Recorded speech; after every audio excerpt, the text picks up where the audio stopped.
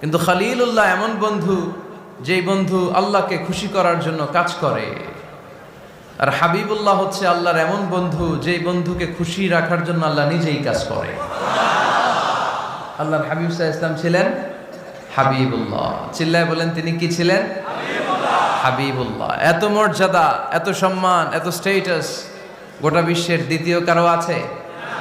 আল্লাহর হাবিব সাল্লাল্লাহু আলাইহি ওয়াসাল্লামের নুরানি চেহারার মতো চেহারা পৃথিবীর অন্য কারো আছে?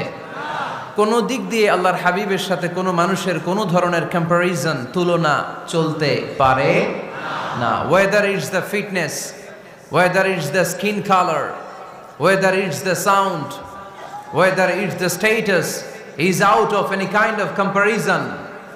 তিনি সব ধরনের তুলনার ঊর্ধ্বে।